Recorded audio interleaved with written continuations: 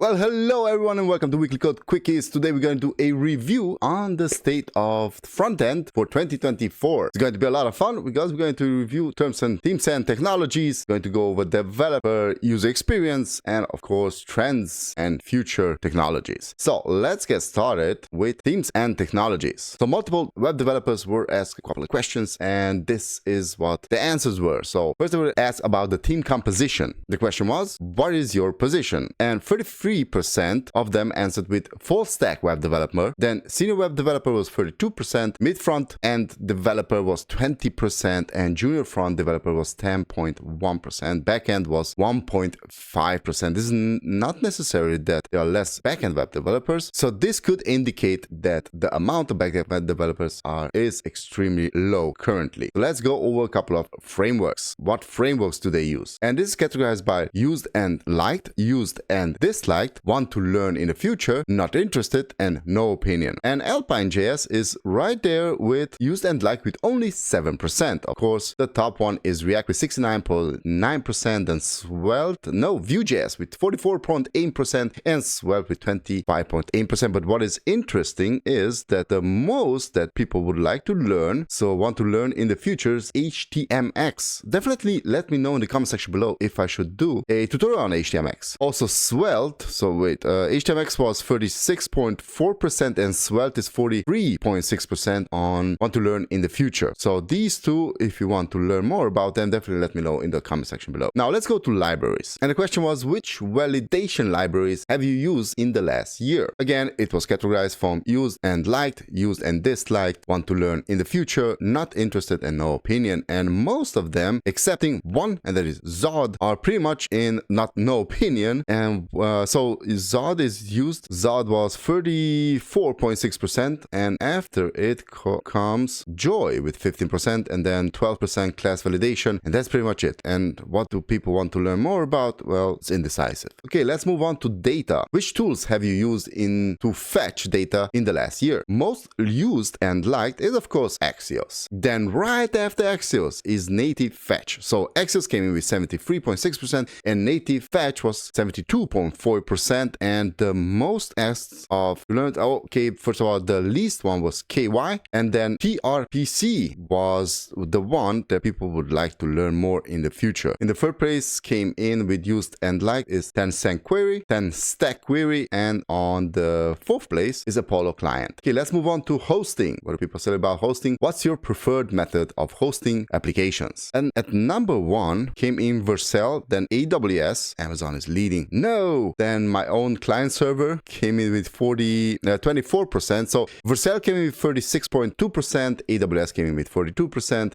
my own client server came in with 24%, Netlify, because I host a couple of things, is at 20.7%. Then I don't know, not my responsibility, 19.6%. Azure, Microsoft's Azure came in at 10%, Cloudflare pages came in at 10.2%, Google, and hey, GitHub pages, nothing there. Well, who would no other no. Okay, let's do a comparison here to 2022. Google Cloud gained in popularity. Also AWS gained massively in popularity and lost in popularity, and Vercel gained in popularity. Also Google gained. No, Cloud pages gained and Google lost a bunch. It was over 10%, it seems. Okay, let's continue on to continuous integration. What do people say? So have you used continuous integration? 79.9% or the most 80% said yes and 20% said no. And which CI solution have you used? Most of the people asked, 68.1% answered with GitHub Actions, then GitLab CI. Jenkins came in third place, but right there with GitLab CI with 31%. Azure DevOps came in with 18%. Then we have Bitbucket, Circle CI, and Travis. Okay, let's move on to micro front ends. Also, I'm going to leave a link to this page in the video description. Definitely check it out. Also, you're going to find it on my blog and on my Substack. Okay, next up, micro front ends. The question was, have you used micro front ends over the last year? 23% of the developers answered with yes, and no was 76%. Then for those who answered with yes, what micro front end solution have you used? Most of them answered with Webpack 5 Modules Federation with 51.8%. Then single page applications. Why is single and SPA? Because SPA means single page application. So single page application, double single, divorce single page application. 35.5% answered, and open components 6.3%, and so on, so on. The next one was System.js. Okay, so let's move on to package managers. Woo! So remember when we said that Yarn and so on, so on is going to take over NPM? No, it didn't. Which package manager did you mostly use? NPM 56.6%. I'm also using NPM. If you're following my tutorial videos or my courses, know that NPM is the way to go. Then Yarn 21.5%, and PMPM 19%. Sadly, there is no comparison here to previous years if something gained or lost in popularity. Okay, JavaScript runtimes. Which JavaScript runtime did you mostly use for front-end web development? Remember when Bon and Deno was the newest thing? Well, guess what? 96.6% answered with Node, and then 10% with Bon, none with 2.7%, and Deno answered with 2.6%.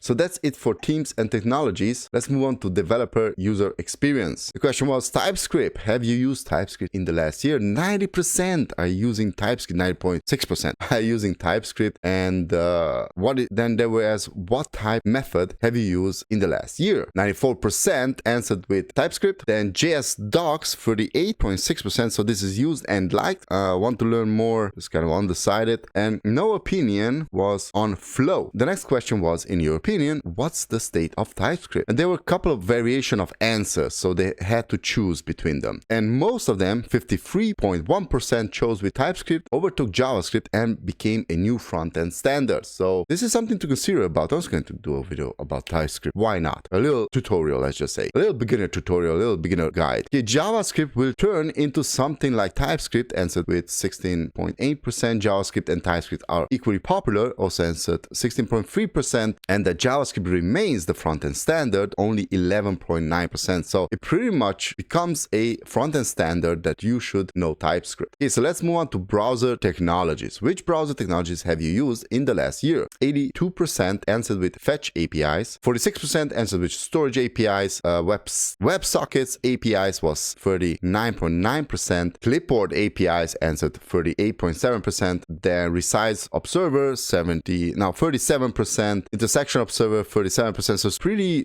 widespread here. Service workers 32%, geolocation APIs 28%, catch APIs 24%, web workers 23%, IndexedDB 18%, file system access APIs 16.9%, and the list goes on. Definitely check out this list. It's a massive list and you can learn a lot, obviously. Okay, so progressive web apps. What is the future of progressive web apps? Most of them answered with popularity will slowly increase, 35.1%. This is not a big majority. Nothing will change, 23%. Popularity will slowly decay, 16%. Popularity will explode, 2.8%. And PWA will soon be dead. That is progressive web apps, 7.6%. Okay, let's go to design systems. What's your favorite design system solution? And just notice that Tailwind CSS is not in here. So they start with ShadCN /UI, then Material UI. Also use Material UI. It's pretty good. It's just pop it in there and it works. Bootstrap. Okay, so first of all, ShadCN 28.1%, Material UI 21.5%, Bootstrap 11.7%. That's a massive jump to position number 3. Then position number 4 came in with 7.8%, and there's Angular Material. Then comes right after that Ant Design, then Prime, Bulma, Foundation, and the list goes, but not far. And G Bootstrap 0.6%, and others 15%. So people are using other types of design systems, and I think they're also creating their own. It's pretty easy actually. Just throw together a good Tailwind CSS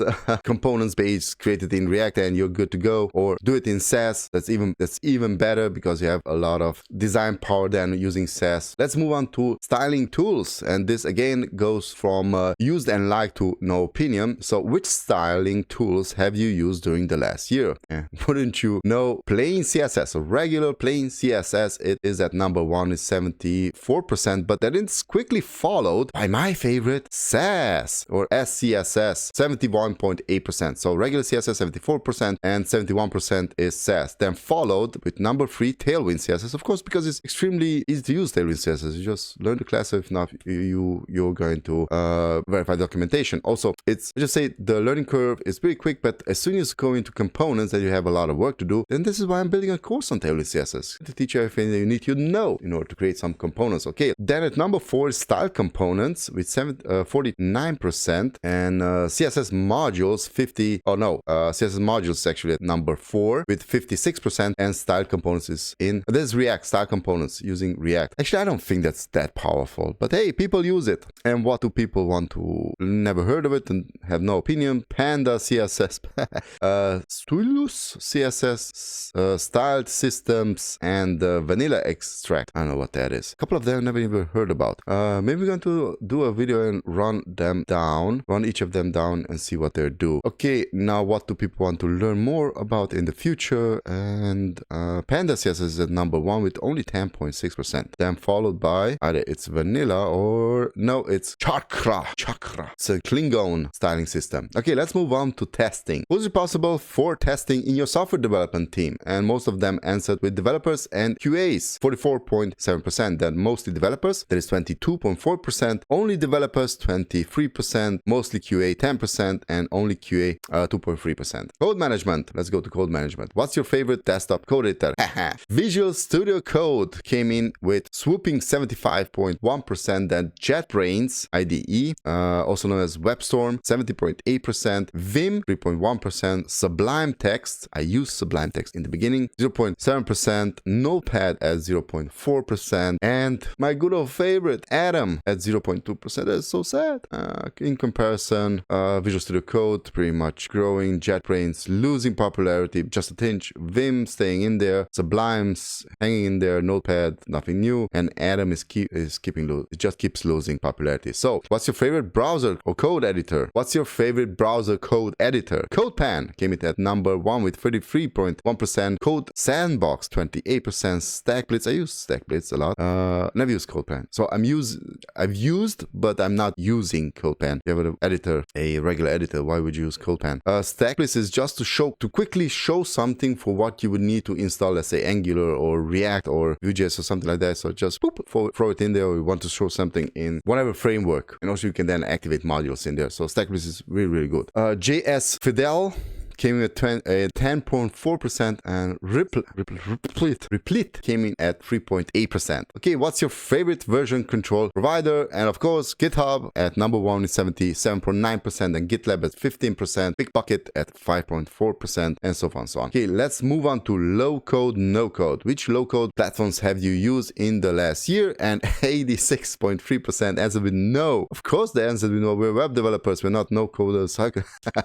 Then 5.7% answered with Airtablet, and 3.4% answered with Rutal and Microsoft Power Apps, 2%. So Salesforce platforms, 1.7%. Oracle APX, 0.5%. Yes, so if you're using no code, then don't code. Okay, building tools. Which building tools have you used in the last year? This again goes from used and like to no opinion and want to learn more in the middle. And at number 1 came in Vite. Of course, Vite. I was created a couple of videos on Vite. I'm constantly using Vite. Why not? Especially for me as a mostly teacher, I have to use Vite. I cannot just constantly install React on each and every project that I do, each and every tutorial that I do for you guys. Just throw together Vite. Also check out my Vite videos. It's pretty simple to install and pretty simple to use. Okay, Vite came in at number 1 with 82.4%. Then ESBuild, 50.2%. Webpack came in at 44%. And I want to say create React app, but it's not. So number 1 Vite, number 2 ESBuild, number 3 Webpack, number 4 is Rollup, and at number 5 create React app. So it's pretty much down there. What do people want to learn more? TurboPack. Get to check out TurboPack. What the hell? Okay, let's move on to which linting machine have you used in the last year? ESLint is at number 1 with 89%, and Prettier at number 2, so closely followed by Prettier, 87%, and StyleLint is at 30%. Okay, which website builder tools have you used in the last year? None. Then Shopify was at 81%, Shopify was 7.9%. Hey, if you're a Shopify developer, more power to you. There's a lot of money in there. Webflow is at 6.9%, Wix is at 4.3%, Squarespace 2.4%, Card is at 0.8%, Square Online 0.2%. Great. So let's go on to operating system, and this really surprised me. Not that much, but 54% answered the question, which operating system do you mostly work on, with macOS. So 54% are using macOS. I'm recording on a Mac system, but I'm pretty much constantly using, so I have a machine, a PC, a Windows PC, and I have a laptop, a MacBook Pro, older version, still has an Intel chip here, but it does its job perfectly. And maybe that is why Windows users are only 22.1%, closely followed by Linux users with 13%, and Windows Plus WSL2 is followed with 98%. So I can answer this question pretty easily. Why do most people use Mac? Why most web developers are using Mac as an operating system? Because it works. Very simple. You can play around with Windows, you can install everything in Windows, and you can get, well, the blue screens are not that often, but those constant unnecessary updates are just off-throwing. This means that macOS is the best simply because it works and we don't have to waste our time with figuring out what the hell just happened and just code. And that's why we're here for. We want to code, not to figure out what is wrong with your operating system. Okay, let's move on to trends and future technologies. So artificial intelligence. Do you use AI in your daily work? 75% answered with yes. Of course, I also use AI. I cannot imagine myself not using Copilot. Yes, I can imagine myself not using Copilot because I used it for the last most of the decade, because I have been coding more than a decade without AI assistance. Also before that, when I was coding in Fortran, stuff like that. But that's another video. So why do we use AI? And which tools have you used over the last year? ChatGPT came in with 90%, GitHub Copilot 57%, Bard Gemini 26%, Microsoft Copilot 13%, Midjourney 10%, Tableau, so far and so on. This is pretty interesting. So why are we using web developers? It's the question. I was creating a video on this. And will AI replace us? No, it will only enhance our power. But if you are a beginner, I would stay away from AI. It's just going to mess with your knowledge. Most of the, let's just quickly go through this. How do you use, because this is the best question, how have you used AI in your front-end development work? And 89% answer with code assistance. They are assisted by AI. Then 60% knowledge source, because you're asking it, why is my code not working? Where did I mess up? It was so often that I messed up something in the code and it was right in front of me. And because I looked at it for the better half of the day, I couldn't figure out what was wrong with the code. Even if AI, I don't know, is it 50-50? I don't even know how to categorize this. It doesn't necessarily answer all your questions, but it helps. It's kind of having a buddy. Hey, buddy, can you take a second look at this? Tell me, what am I missing? And mostly AI will tell you what you're missing, but it cannot code instead of you. It can create code, it can answer your questions, but the best way I can explain this is the difference between reading a book and seeing the movie. Most people who read the book, saw the movie, said that the book was better. Do you know why? Because when you're watching the movie, you're already getting information fed to you. When you're reading a book, you're imagining stuff. So you're using your imagination. That is what we're doing when we're coding. We're thinking forward and AI is thinking backward. That's my opinion. Deal with it. So code reviews answered with 34%, graphic generation 11%, security analysis 7.5%. How have you incorporated AI in your application? And 51% answered with I don't incorporate AI in my application. Of course not. Chat assistant 32%, recommendations 21%, content generation 20%, graphic generation 5%, computer vision almost 4%, fraud detection 2.2%, and funnel optimization 1.6%. So what is the future of AI in front-end development? And they have multiple possibilities to answer. 60% answered with it will forever. So 60% answered with it will forever augment front-end developers' work, and that is true. It's pretty hard to hit nails without a hammer, and this is a hammer. This is a really good hammer. It will make up a majority of front-end developers' work. It's 20%. It's temporary trend. 9.8%. It's not temporary trend. It's here to stay. So all you 9.8% people, get used to it. It's here to stay. People will use AI less and less over the time. 6.4% answered with that. And AI tools will replace front-end developers 3.2%. Only 3.2% people go and learn something else then. Okay, so we're going to jump now to accessibility. How do you ensure accessibility in your application? Semantic, well-structured HTML. Of course, 72% answer with that. Alternative text, title and labels, 70.3%. Styles for active and focused elements, 53%. Sufficient color content, 52%. Keyword Keyword navigability, answer with 48%, and area landmarks with 45%, and the rest you can read on your own. So, future trends. What are the future trends? Let's take a look at this. In your opinion, which of the following trends will gain popularity and which will die? Oh, this is a mixed table. So, we're going to talk about gain and popularity, and that was 70. Let me just search for the most popular that people think. Okay, user experience 90%. Then the next one, so 90% user experience. The next one was 85% with developer experience. The next one was 79% for responsiveness, and so far and so on. Definitely check this list out on your own. Performance 81%, so on and so on. Okay, cross-platform applications, component-driven development, so far and so on. So definitely check out this list. GraphQL is what people like to learn more about, and WebAssembly, web components, user experience. We had that, server-side rendering, server components, the list goes on. So everybody, hope you enjoyed this video. If you did, definitely give it a thumbs up. Let me hear your opinions down in the comment section below. My name is Norbert. I'm wishing you happy coding. Take care. Bye-bye.